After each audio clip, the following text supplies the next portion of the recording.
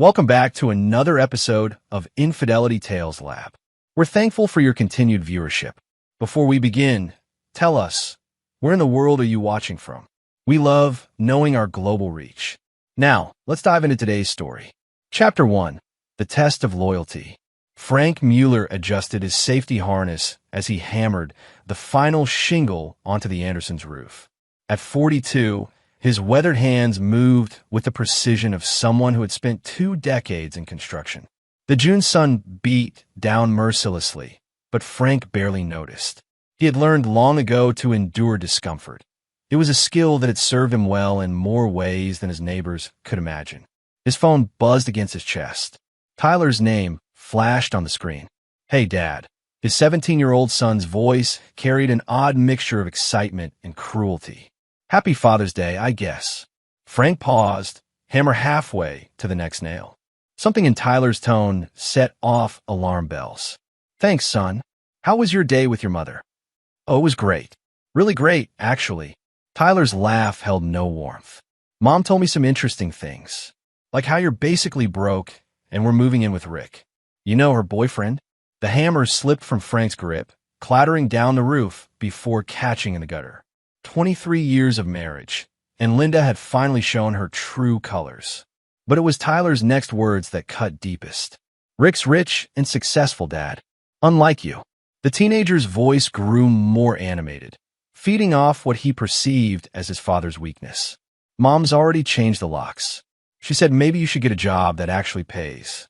$23,000 a year isn't enough for a real man." Frank closed his eyes, feeling something cold and final settle in his chest. His son, his own blood, was laughing at him, mocking the very sacrifices Frank had made to test their family's loyalty. For 3 years, he had lived as a simple contractor, hiding his true wealth to see if his wife and son loved him for who he was, not what he owned. Now he had his answer. "Interesting," Frank said quietly. "What's interesting?" Tyler's laughter faltered slightly at his father's calm tone. Frank pulled out his second phone, the one Linda and Tyler had never seen. "Give me 1 minute, son." The call connected on the first ring. "Donovan Industries, this is Rick Donovan." "Rick, this is Frank Mueller. We need to talk." There was a pause. "Frank Mueller? I don't think I know any. You know my wife, Linda?" "Quite well, from what I understand." Frank's voice remained conversationless, but those who knew him would have recognized the deadly calm. "What you don't know is that I own your company. Half of the past 7 years through Meridian Holdings. Check your corporate structure, Rick. Check who really signs your paychecks." The silence on the other end stretched for nearly 30 seconds. Frank could hear frantic typing, then a sharp intake of breath. That's impossible," Rick whispered. "Meridian Holdings owns 68% of Donovan Industries. I am Meridian Holdings. Every promotion you've received, every bonus, every company car, I approved it all. And Rick," Frank's voice dropped to barely above a whisper, "I'm about to show you what happens when someone takes what belongs to me." Frank ended the call and returned to his original phone. Tyler was still there, but his laughter had died completely. Dad, what was that about?" "Tyler, do you remember when you were 8 and you asked me why I always told you to be loyal to family above all else?" Yeah, I remember. I told you that loyalty isn't just about standing by someone when it's easy. It's about choosing them when the whole world gives you reasons not to." Frank began gathering his tools, each movement deliberate and precise. "Your mother failed that test. And son, so did you." "What are you talking about?" "Dad, you're scaring me." Frank climbed down from the roof with practiced ease. "You should be scared, Tyler, because in about 6 hours, you're going to understand that the man you just mocked, the father you just betrayed, isn't the man you thought he was." He hung up and made his second call of the day. "Morrison, it's Frank. Execute Protocol 7. "Yes, all of it." "And Morrison, make sure Linda and her boyfriend understand that I don't just take what's mine back. I take everything." Chapter 2. The Empire in Shadow. Frank's home, the modest 3-bedroom ranch that Linda had always complained about, sat empty and violated. The changed locks were a nice touch, he thought as he stood in his driveway. It showed just how little Linda understood about who she was really dealing with. Instead of forcing his way in, Frank drove across town to a building Linda had never seen. A sleek glass tower that housed the headquarters of Meridian Holdings. His real office was on the 40th floor, behind doors that required biometric scanners and security clearances Linda couldn't have imagined. Morrison Webb, his chief operations officer and the only person who knew the full extent of Frank's empire, was waiting with files spread across the conference table. "It's done," Morrison said without preamble. "Donovan's been removed as CEO effective immediately." The board meeting was enlightening. Frank nodded, settling into his chair. Morrison had been with him for 15 years, ever since Frank had pulled him out of a corporate scandal that would have destroyed his career. Loyalty, once earned, was rewarded generously in Frank's world. "Tell me about Rick Donovan." Morrison opened the first file. Rick Donovan, 45 years old. MBA from Northwestern, divorced twice, no children. He's been CEO of Donovan Industries for 8 years, believing he earned the position through merit. Morrison's slight smile suggested otherwise. "What he doesn't know is that we acquired the company specifically to test his capabilities. He's competent but unremarkable. His salary is $400,000 annually, plus bonuses. His penthouse apartment costs $6,000 a month. His cars are leased through the company, and his country club membership is corporate sponsored. All of which I've been paying for," Frank said. "And Linda Marie Mueller, née Patterson, 40 years old, community college dropout. She worked as a receptionist at Patterson Marketing when you met her, a company that, incidentally, we acquired 2 years after your marriage." Morrison's expression remained neutral, but Frank caught the implication. "You've been watching her that long? You asked me to monitor potential security risks to your identity. A wife with expensive tastes and flexible morals qualified." Morrison turned to another file. "She's been seeing Donovan for 8 months. She believes he's her ticket to the lifestyle she's always wanted. What she doesn't realize is that everything she's fallen in love with, his wealth, his status, his success, comes from you." Frank stood and walked to the floor-to-ceiling windows overlooking the city. Somewhere down there, Linda was probably celebrating her new life with Rick, neither of them understanding that they were already trapped in a web they couldn't see. "What about Tyler?" Morrison's pause was longer than usual. "That's more complicated. He's 17, Frank. Still a minor. He made his choice." Frank's voice carried no emotion. "He chose to mock me, to laugh at what he thought was my failure. He chose her side over mine. He's still your son." Frank turned back to Morrison, and for a moment, his mask slipped. The pain was there, raw and deep, but it was quickly buried under something harder. "My son died today, Morrison. When he laughed at me, when he chose to hurt me for her entertainment, that was the end. What's left is just a stranger who happens to share my DNA." Morrison nodded slowly. He'd seen Frank write off business partners, competitors, even family members before. Once Frank decided someone was beyond redemption, they ceased to exist in his world. "What are your orders?" Frank returned to his chair and began outlining his plan. It was elegant in its brutality, comprehensive in its scope. By the time he was finished, Morrison was taking notes rapidly, occasionally looking up with something approaching awe. "You're not just going to destroy them," Morrison said finally. "You're going to erase them. I want them to understand what they've lost," Frank said.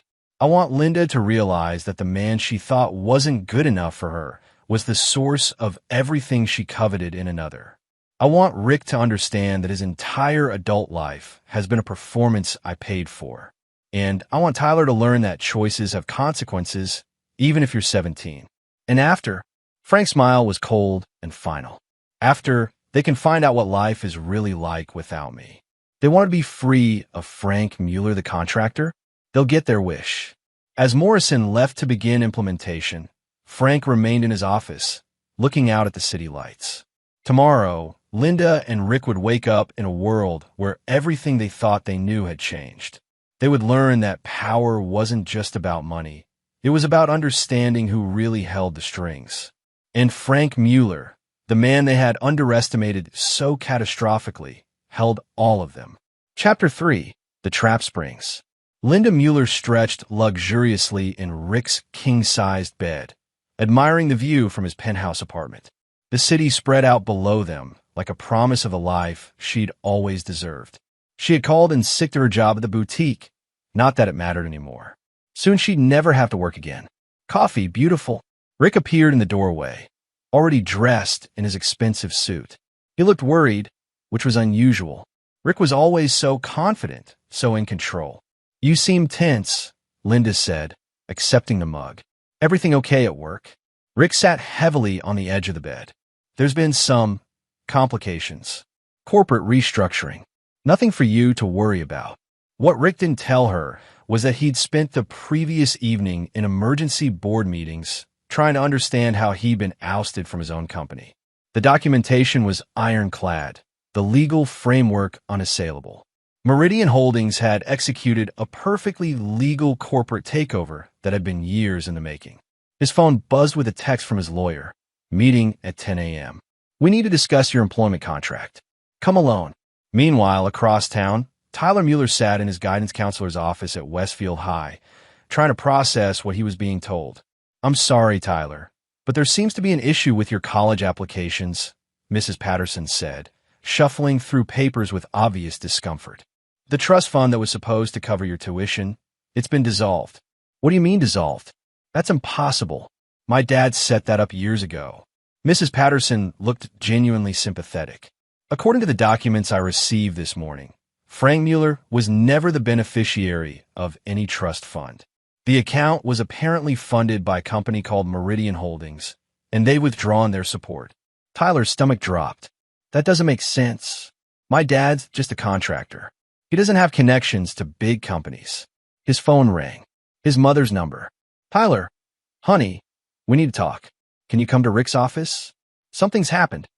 The desperation in her voice was something Tyler had never heard before.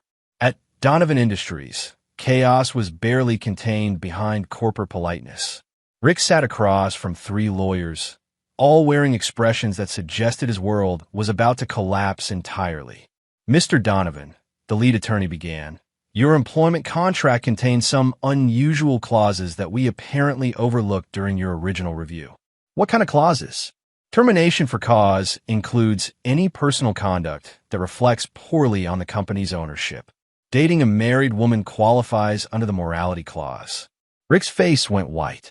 That's ridiculous. Corporate morality clauses are from the 1950s. They're not enforceable. This one is. And there's more. The lawyer slid another document across the table. Your apartment lease, your car leases, your country club membership, they're all corporate benefits tied to your employment. Termination means immediate forfeiture. You're telling me I'm homeless? As of 5 p.m. today, yes. Security will escort you out at that time. Linda arrived just as Rick was reading the final documents. She took one look at his face and knew something was catastrophically wrong. Rick, what's happening? Before he could answer, Tyler burst through the office doors, past security, his face flushed with panic and anger. Mom, what the hell is going on? They're saying Dad cancel my college fund. They're saying he's connected to some big company. Nothing makes sense. Linda stared at her son, pieces of a puzzle she didn't want to solve beginning to click into place. Tyler, calm down. Your father is just a contractor. He makes $23,000 a year fixing roofs. Then explain this. Tyler thrust his phone at her, showing a Google search result. Meridian Holdings. Look at the corporate officers. Linda's hands shook as she scrolled through the information. Chairman and CEO, Franklin J. Mueller. Net worth, estimated at $800 million. Primary holdings, construction, real estate, manufacturing, technology. The phone slipped from her fingers, clattering to the floor. That's not possible, she whispered. Frank drives a pickup truck.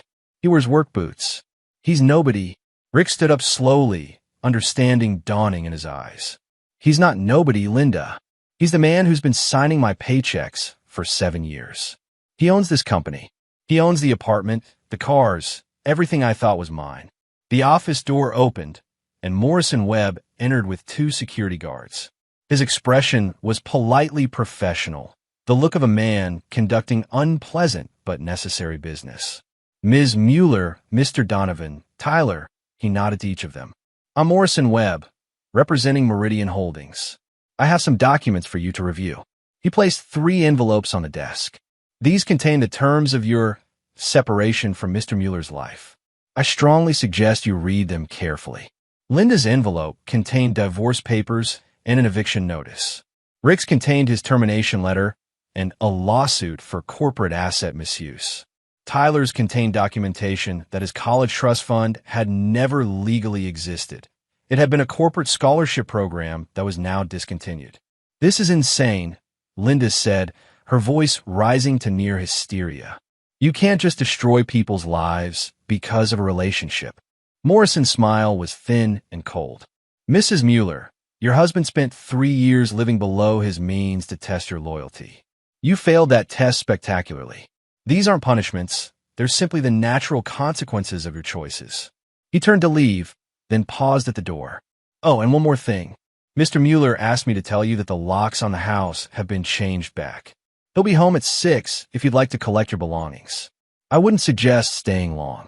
As Morrison left, the 3 conspirators stared at each other in growing horror, finally understanding that they hadn't just betrayed a simple contractor. They had betrayed a man who owned half the city and who had just declared war on them all. Chapter 4. The Reckoning Begins.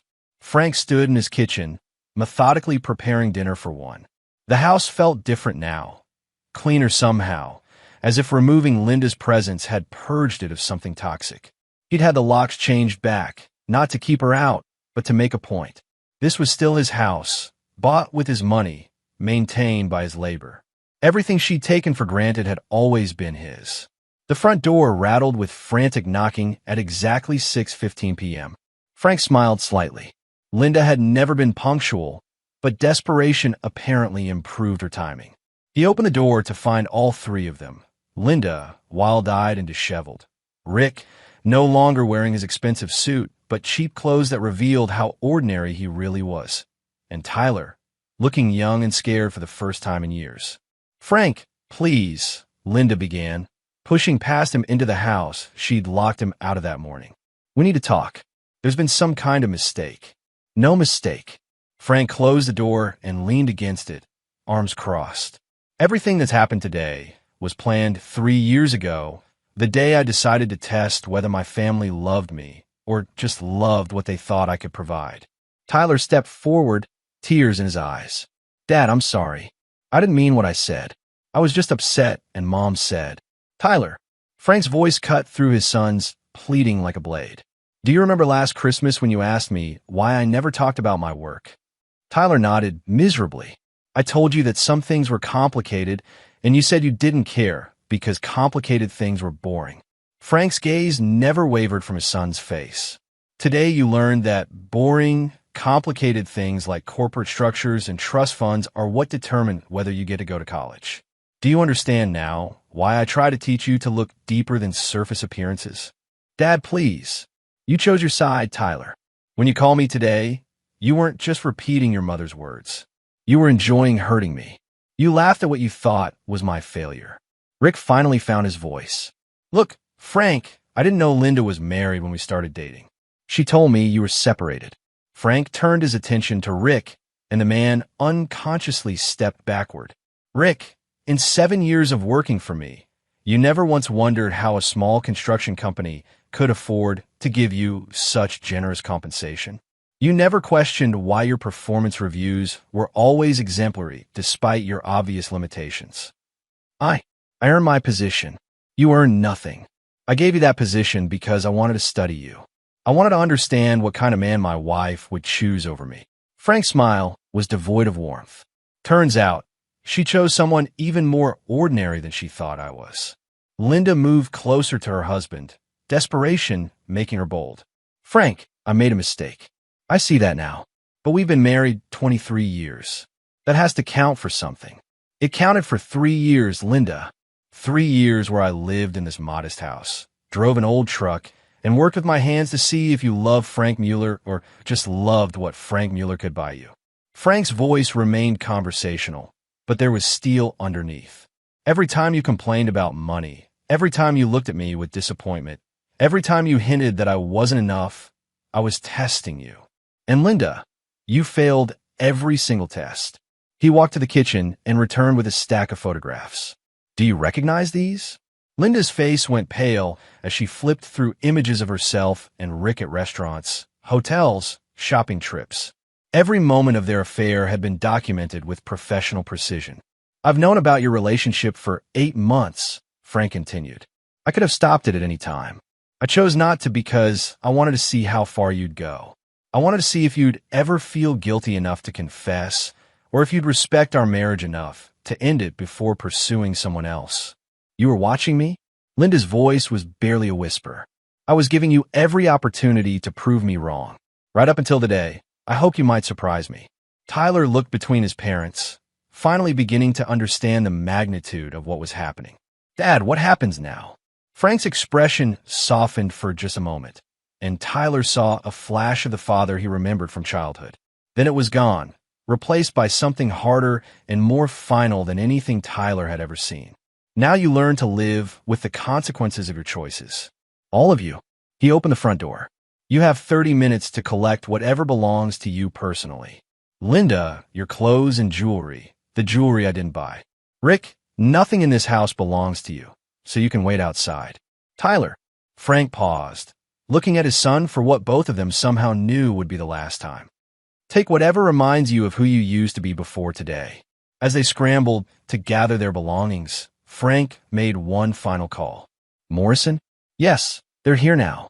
Activate Phase 2 tomorrow morning. And Morrison? Make sure they understand that this was just the beginning. Chapter 5, The Web Titans. 3 weeks had passed since the confrontation, and the full scope of Frank's revenge was beginning to reveal itself. Linda had moved into a studio apartment across town, the only place she could afford after being fired from the boutique. The official reason was downsizing, but she suspected the truth was more complicated. Everything in her life seemed to be falling apart with mechanical precision. Tyler was staying with his mother, sleeping on her couch and trying to understand how his entire future had vanished overnight. His friends at school treated him differently now, distant and awkward, ever since the story of his father's true identity had spread through their small community. Rick had disappeared entirely. Linda hadn't heard from him since the day they'd been escorted from the Donovan Industries building. Her calls went straight to voicemail. It was as if he'd simply been erased. She was about to discover that erasure was exactly what had happened. Morrison Webb sat in his office, reviewing the reports from his field teams. Frank's instructions had been specific, systematic destruction, but nothing that could be traced back to them directly. Everything had to appear to be natural consequences, market forces, or simple bad luck. Rick Donovan has been neutralized, his assistant reported. His credit has been destroyed through legitimate debt collection agencies. Apparently, he had several outstanding loans we weren't aware of. The default cascade was efficient. Morrison nodded. Rick's financial destruction had been artfully orchestrated. Old debts have been sold to aggressive collection agencies. Credit reports have been updated to reflect previously unreported delinquencies, and legal notices have been filed in jurisdictions where Rick was unlikely to respond in time. Within 2 weeks, the man had been reduced to living in a weekly rate motel, unable to secure employment or housing. And Linda Mueller? Her employment network has been compromised. Every job interview she's had has been followed by phone calls expressing concern about her character references. The divorce proceedings are advancing rapidly due to her inability to secure adequate legal representation. Tyler, the assistant, hesitated. The boy has been asking questions. He's smart, and he's starting to piece together that none of this is coincidence. He's also been trying to contact his father. Morrison considered this. Frank had been clear that Tyler was to face consequences, but the boy was still a minor. There were legal and ethical boundaries, even in revenge. Continue monitoring, but no direct action against Tyler unless he becomes a problem. Frank may be angry, but he's not stupid. We don't target children. What Morrison didn't know was that Tyler had already crossed a line that would force Frank's hand. That evening, Tyler stood outside the Meridian Holdings headquarters, studying the building where his father, the stranger who had been masquerading as a simple contractor, apparently ran his empire. Security was tight, but Tyler had learned patience from watching his father work. He waited until the shift change at midnight, then slipped through a service entrance that was briefly unmanned. The 40-floor climb took him nearly an hour, but he was determined to confront Frank in his real environment, away from the modest house that now seemed like an elaborate stage set. Frank's office was dark when Tyler finally reached it, but the door was unlocked. Tyler slipped inside, surprised by the opulence that his father had hidden so completely. Awards covered one wall. Corporate photos showed Frank shaking hands with mayors and governors, and the view from the window revealed a city that Tyler was only now realizing his father largely owned. "You're trespassing." Tyler spun around to find Frank sitting in the shadows behind his desk. He was still wearing work clothes, but something about his posture in this environment made him seem different, more dangerous. "Dad, Frank, you lost the right to call me Dad when you chose to hurt me for your mother's entertainment." Tyler's courage wavered, but desperation drove him forward. "I came to ask you to stop. Whatever you're doing to Mom, to Rick, just stop. I get it, okay? You're rich and powerful, and we didn't know. We made a mistake. But this is insane." Frank stood and walked to the window, his back to Tyler. "Do you know what I was doing 3 years ago when I decided to test your mother's loyalty? Working construction. I was recovering from a hostile takeover attempt that nearly destroyed everything I'd built. Men I trusted, partners I'd worked with for decades, tried to steal my companies from me." Frank's voice was quiet but carried clearly in the silent office. "I learned something important from that experience. Loyalty isn't just about love. It's about choosing someone even when you have good reasons not to." He turned to face Tyler. "Your mother didn't just choose another man over me. She actively worked to destroy whatever respect you had for me. She turned my own son into a weapon against me. She was hurt and angry. People say stupid things when they're hurt. Tyler, your mother wasn't hurt when she started her affair with Rick. She was bored. She was disappointed in the life she thought she'd chosen." Frank's eyes held a sadness that Tyler had never seen before. "I gave her 23 years of my life, and when she thought I had nothing left to offer, she threw me away like garbage." "So you're destroying her life? Destroying Rick's life? What kind of person does that?" Frank's expression hardened. "The kind of person who doesn't accept betrayal.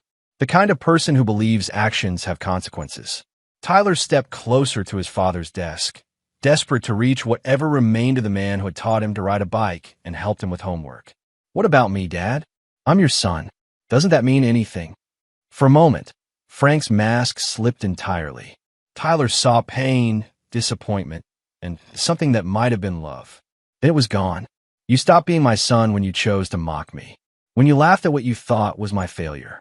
When you decided that a stranger's money was more important than your father's love. I was 17.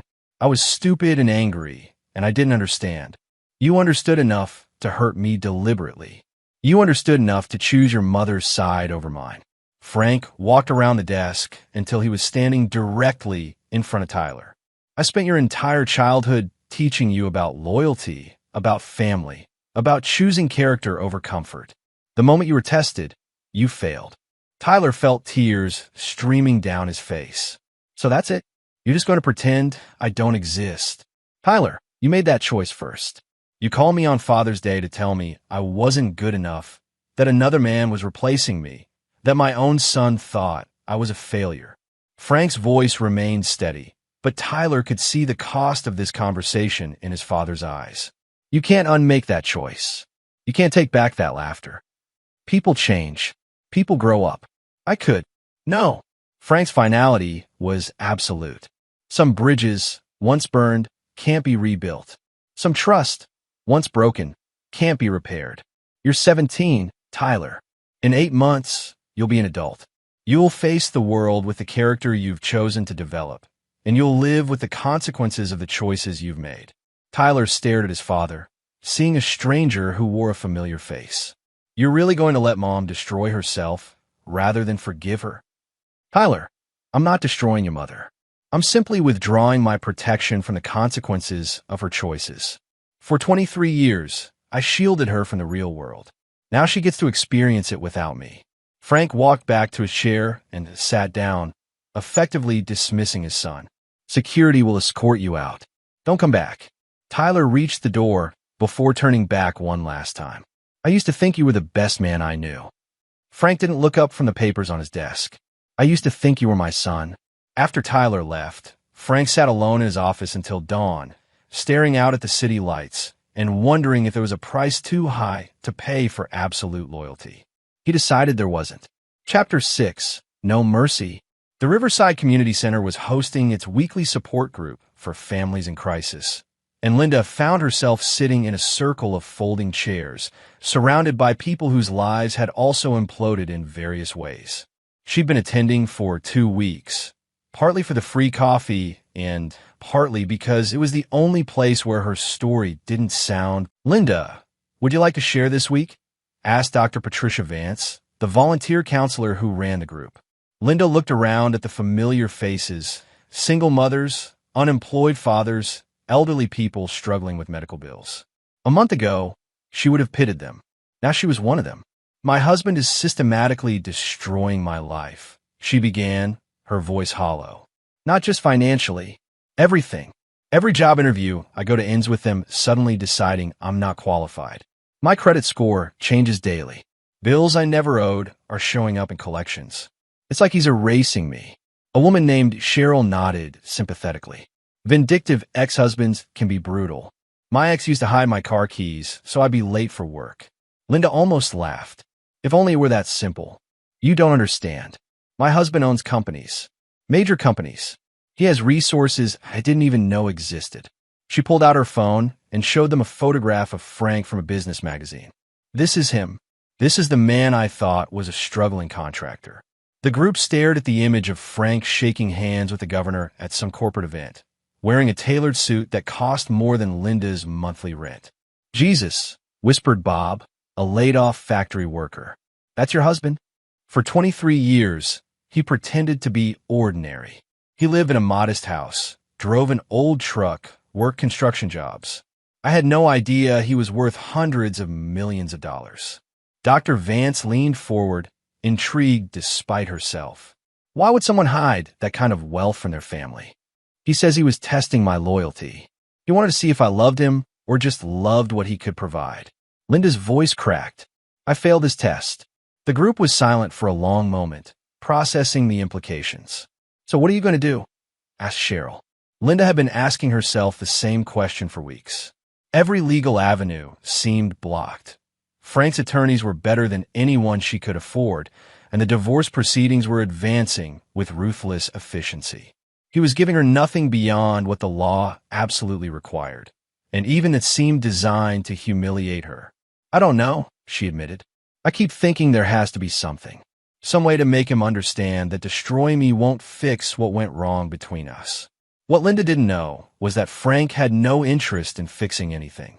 3 floors above the community center, in the offices of Patterson Marketing, one of the many companies Frank had quietly acquired over the years, Morrison Webb was conducting his weekly briefing.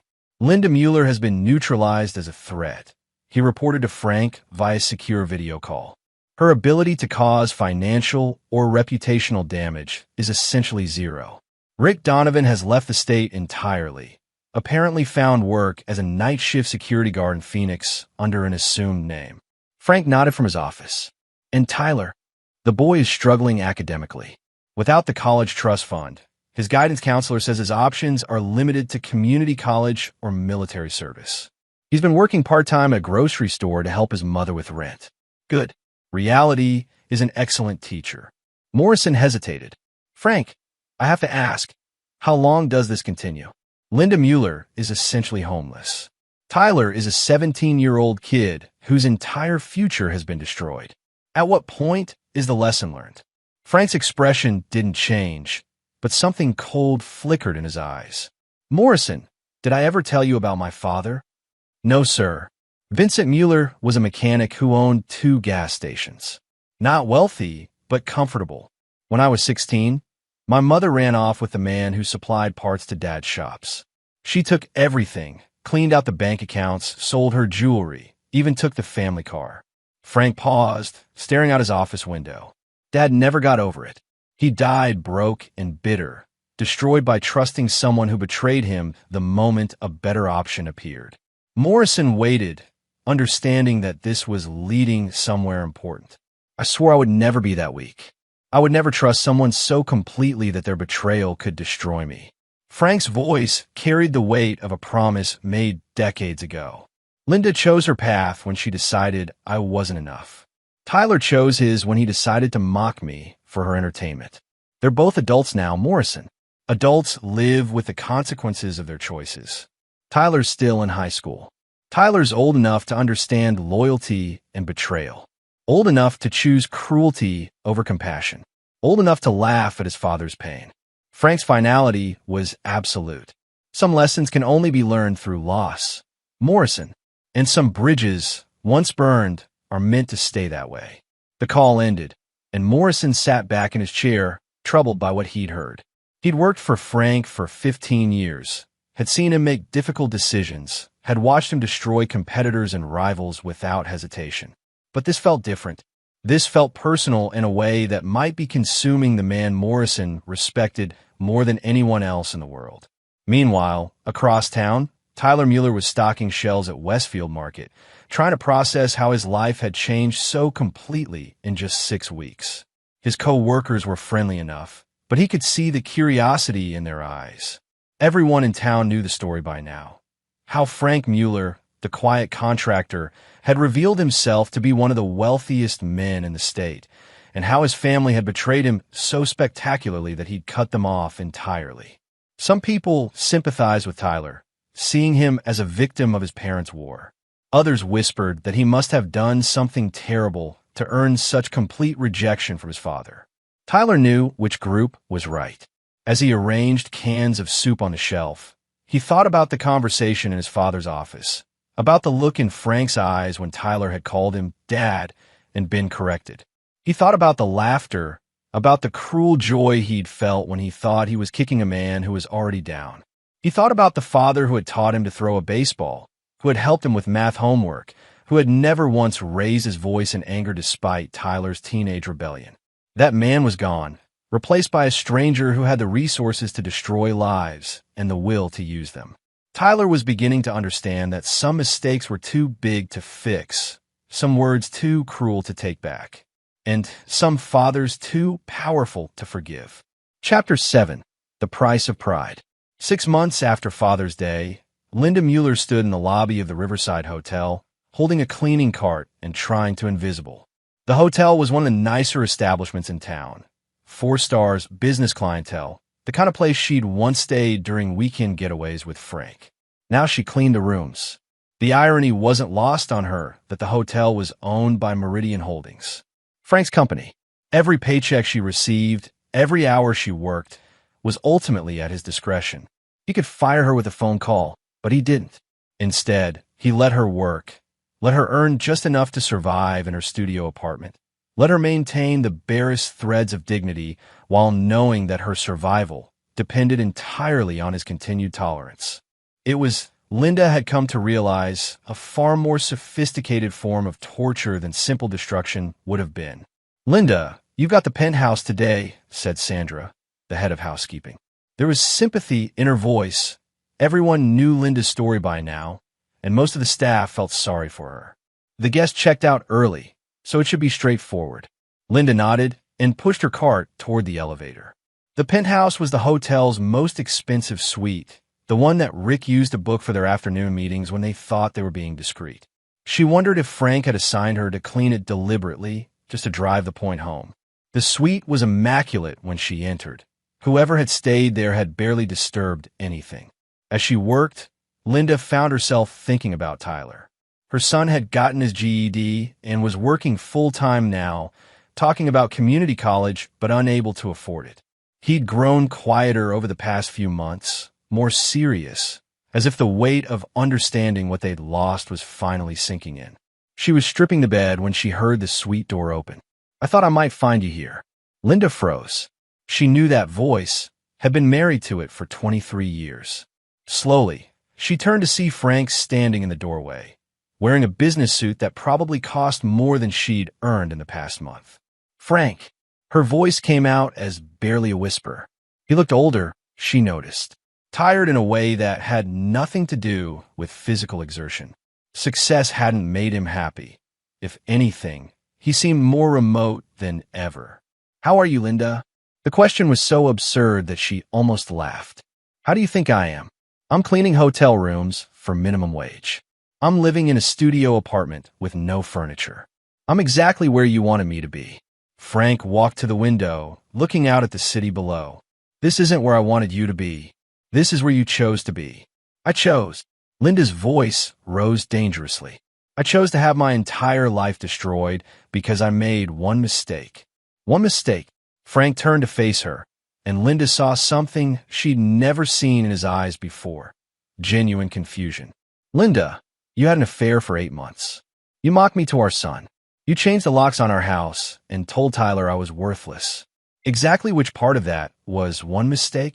Linda felt tears burning her eyes. "I was unhappy, Frank.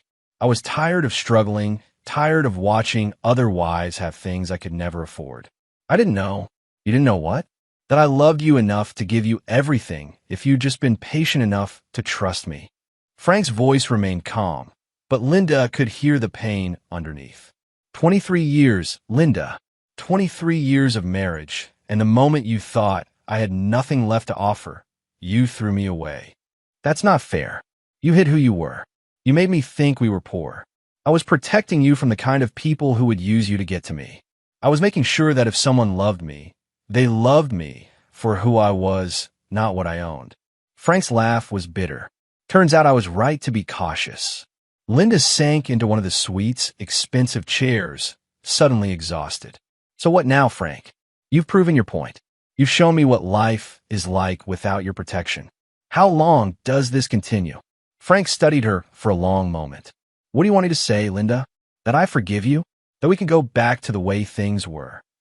I want you to show mercy. I want you to remember that you loved me once. I did love you. I loved you enough to build an empire and hide it from the world just to keep you safe. I loved you enough to live below my means for 3 years to make sure you loved me back."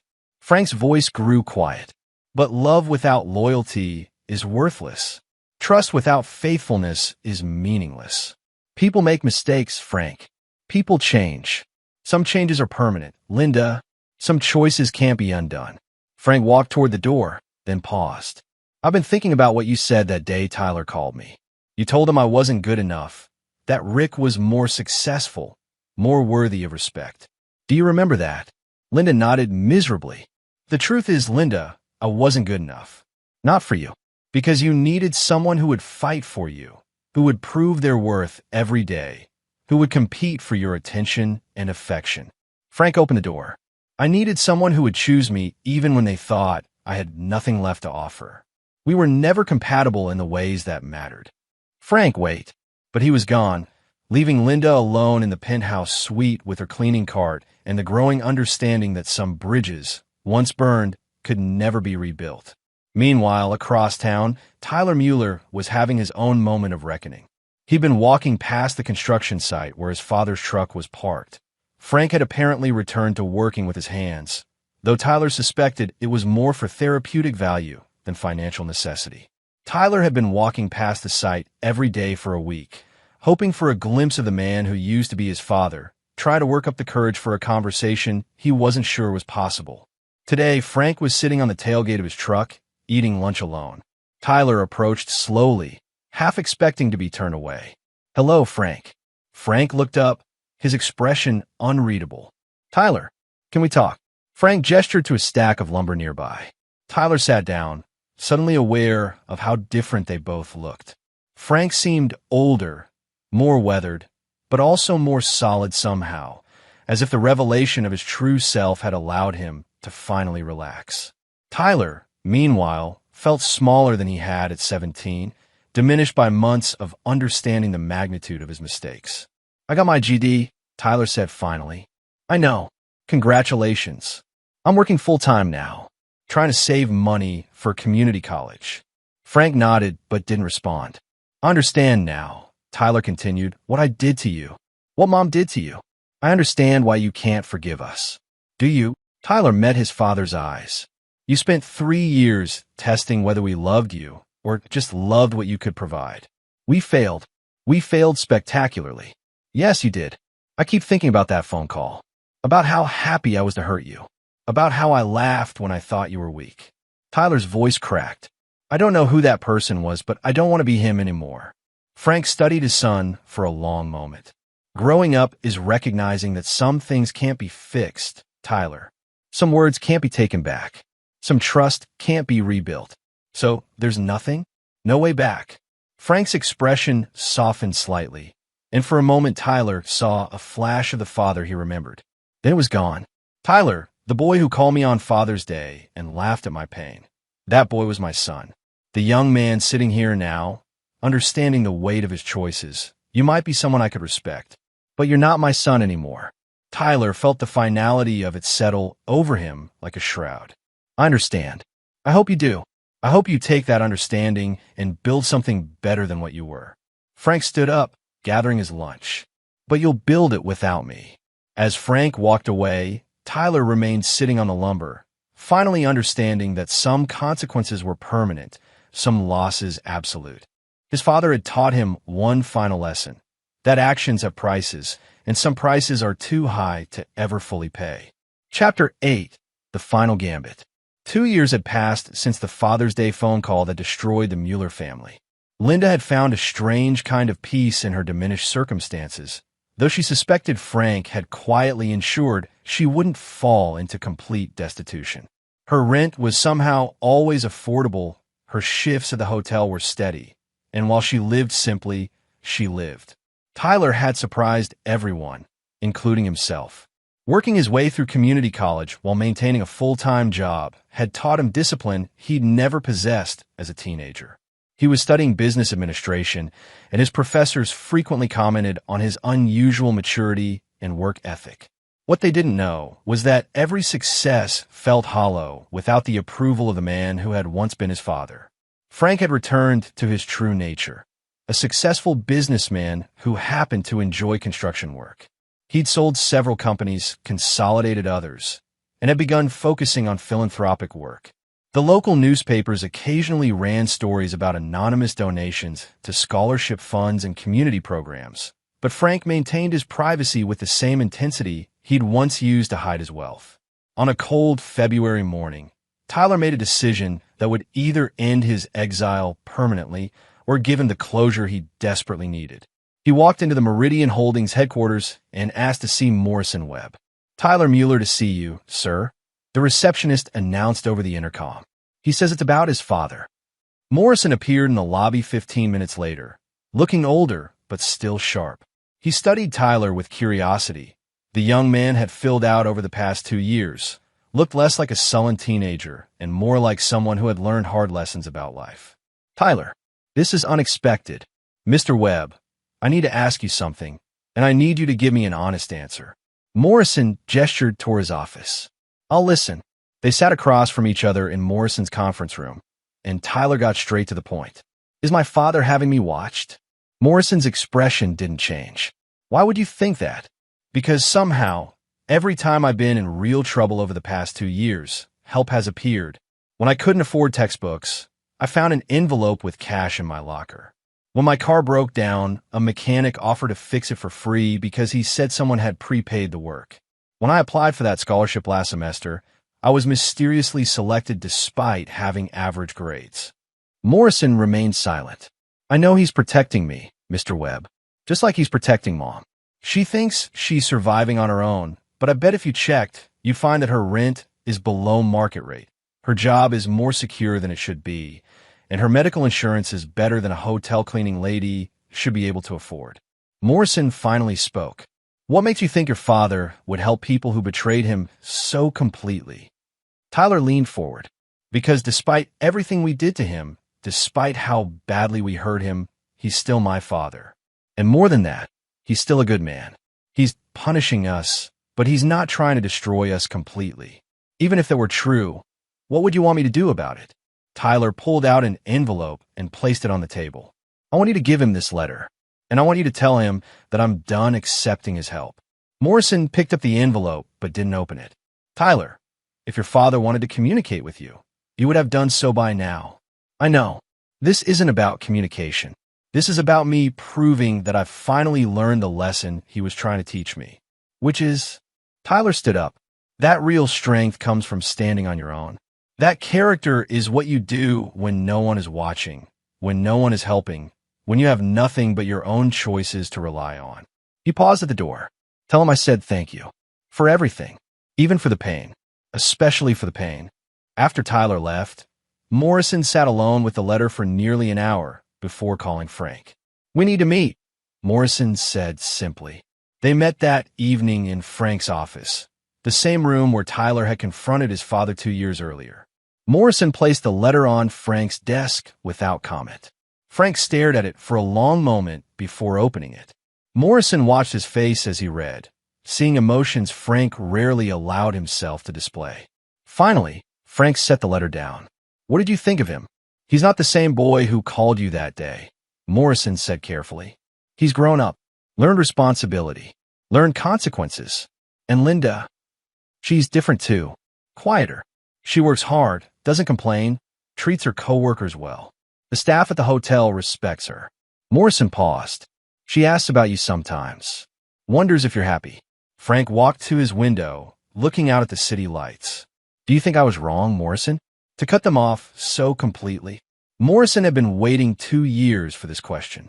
I think you did what you thought was necessary to protect yourself from being hurt again. Whether it was right or wrong isn't for me to judge. They destroyed something in me that day, Morrison. The ability to trust completely, to love without reservation. I don't know if that can ever be repaired. Maybe the question isn't whether it can be repaired. Maybe the question is whether you want to try. Frank was quiet for a long time. What did Tyler say when he left? He said to tell you thank you. For everything. Even for the pain. Especially for the pain. Frank closed his eyes. Especially for the pain. He understands now what you were trying to teach him. About choices, about consequences, about character. Morrison moved closer to the window. The question is, what do you want to do with that understanding? Frank picked up Tyler's letter and read it again. Then he walked to his desk and began writing his own letter. Morrison, I want you to deliver this to Tyler tomorrow. And then I want you to arrange a meeting. With Tyler. With both of them. Linda and Tyler. It's time we finish this conversation properly. Morrison took the letter Frank handed him. Are you sure about this? Frank looked older in that moment, worn down by 2 years of anger and isolation. No, but I'm tired of being alone with my righteousness. And maybe Tyler's right. Maybe the lesson has been learned. As Morrison left to arrange the meeting that would determine whether the Mueller family could ever be whole again, Frank stood alone in his office, holding his son's letter and wondering if forgiveness was a luxury he could finally afford, or a weakness he still couldn't risk. Chapter 9. Resurrection. The meeting was set for neutral ground, a small conference room in a downtown office building that Frank owned, but neither Linda nor Tyler had ever seen. Morrison had delivered Frank's letter to Tyler with simple instructions. Tomorrow, 2 p.m., bring your mother. Tyler had found Linda at the hotel in the middle of her shift. When he showed her Frank's handwriting on the envelope, her hands shook so badly she could barely hold it. You want to see us? She whispered. Both of us. Together. Linda sat down heavily in one of the hotel lobby chairs, ignoring the curious glances from guests. Tyler, I don't know if I can do this. It's been 2 years. What if he's still angry? What if he can't forgive us? What if this is just another test we're going to fail? Tyler sat beside his mother, understanding her fear because he felt it too. Mom, we already lost everything. We already know the worst-case scenario. At least this way, we'll finally know where we stand. The next day, they arrived 10 minutes early and waited in the building lobby, both dressed in their best clothes, which weren't very good. Linda wore a dress she'd bought at a thrift store, and Tyler wore his only suit, purchased for high school graduation and now slightly too small. Morrison appeared at exactly 2 p.m. He's waiting for you. The conference room was small and simple, with a rectangular table and 6 chairs. Frank sat at one end, wearing work clothes, jeans, a flannel shirt, work boots. He looked like the man they'd known before everything fell apart, except for his eyes.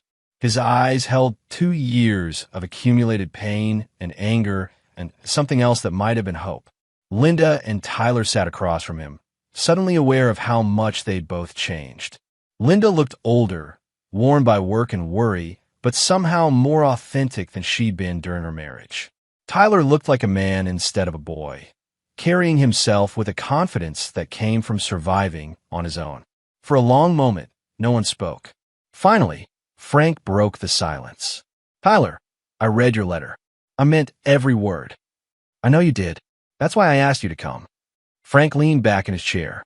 2 years ago, you were a spoiled teenager who thought mockery was funny and cruelty was acceptable. Today, you're a young man who's worked his way through college while supporting his mother. That's not the same person. Tyler nodded. "I'm not the same person. The person who called you that day was someone I'm ashamed of. Someone who hurt the best man in his life because he thought it was entertaining." Frank turned to Linda. "And you, 2 years ago, you were a woman who thought she deserved more than what she had, who was willing to betray her marriage for the promise of an easier life. Today, you're someone who works hard for minimum wage and treats her coworkers with respect. That's not the same person either." Linda's voice was barely audible. "I understand now what I lost. Not just the money, not just the comfort, but you. I lost the man who loved me enough to give me everything and ask for nothing but loyalty in return." Frank was quiet for a long moment. "Do you know what the worst part was? It wasn't the affair. It wasn't even the mockery. It was the realization that for 23 years, I was married to someone who was just waiting for a better offer." "That's not true," Linda said, tears streaming down her face. "I loved you. You loved the idea of me. You loved what you thought I could provide. But you never loved me enough to trust me, to believe in me when things seemed difficult." Frank's voice remained calm, but the pain was evident. "When you thought I was failing, you didn't stand by me. You replaced me." Tyler spoke up. "What can we do? How we prove that we've changed?" Frank smiled sadly. "Tyler, that's the wrong question. You don't need to prove anything to me anymore. You've both learned to stand on your own, to face consequences, to build character through adversity. That was the lesson. Then why are we here?" Linda asked. Frank stood and walked to the window. "Because I've learned something too. I've learned that being right isn't the same as being happy. That justice isn't the same as peace. That punishing people you once loved doesn't make the love disappear. It just makes it hurt more." He turned back to face them. "I spent 2 years being angry, and I had every right to be angry. But anger is exhausting, and loneliness is expensive, and I've discovered that I'm tired of both." Tyler leaned forward. "What are you saying?" "I'm saying that forgiveness isn't about pretending the past didn't happen. It's about deciding that the past doesn't have to determine the future." Frank returned to his seat. "You both made choices that hurt me deeply. I made choices that punished you severely. We're all different people now because of those choices." Linda found her voice. "Frank, are you saying you can forgive us?" Frank was quiet for a long time, studying both of their faces. "I'm saying that Tyler is no longer the boy who mocked me, and Linda is no longer the woman who betrayed me. You're both people I don't know very well yet, but people I might like to know better." "What does that mean, practically?" Tyler asked. "It means we start over. Not as if the past didn't happen, but acknowledging that people can change, that character can be rebuilt, that trust can be earned again, slowly, carefully, with full understanding of what was lost the first time." Frank reached into his pocket and pulled out 2 keys. "Linda, this is to a house on Maple Street. It's small but comfortable, and it's yours for as long as you want it. Tyler, this is to an apartment near the college. Your tuition has been paid through graduation." Linda stared at the key in her palm. "Frank, I can't accept this. Not after. You can accept it because you've proven you can survive without it. The woman who betrayed me was motivated by greed and fear. The woman sitting here now has learned to work hard and live simply. I'm not giving you charity, Linda. I'm offering you the foundation to build whatever life you choose to build." Tyler was holding his key like it might disappear. "What about you? What do you fit in this new life we're supposed to build?" Frank's smile was real for the first time in 2 years. "That depends on what kind of people you choose to be going forward. The father you remember is gone. You killed him that day on the phone. But the man sitting here now might be someone you could learn to respect, and who might learn to trust you again. How do we do that? Linda asked. The same way we did everything else, one choice at a time, one day at a time, one conversation at a time. Frank stood up. But this time, we do it with full knowledge of who we really are, what we're really capable of, and what the real cost of betrayal can be. As they prepared to leave, Tyler turned back to his father. Frank, thank you for the lesson, for the consequences, and for this chance. Frank nodded. Tyler, I was never trying to destroy you. I was trying to save you from becoming someone you couldn't live with. The question now is whether you can become someone I can learn to love again. I'm going to try. That's all anyone can do. 6 months later, Frank received an invitation to Tyler's college graduation. At the bottom, in Tyler's handwriting, was a simple note. I know I'm not your son anymore, but I hope someday I might be someone you're proud to know. Frank wrote back, you already are. And for the first time in 3 years, Frank Mueller, contractor, businessman, and father, smiled without reservation, understanding that some stories end not with revenge or forgiveness, but with the possibility of becoming better than who you were before the breaking began. The choice, as always, was up to them. And there you have it. Another story comes to an end. What did you think? I'd love to hear your thoughts in the comments below. If you enjoy this story, consider joining our community by subscribing. It means the world to us. For more stories like this one, check out the recommended videos on screen. And I'll see you there.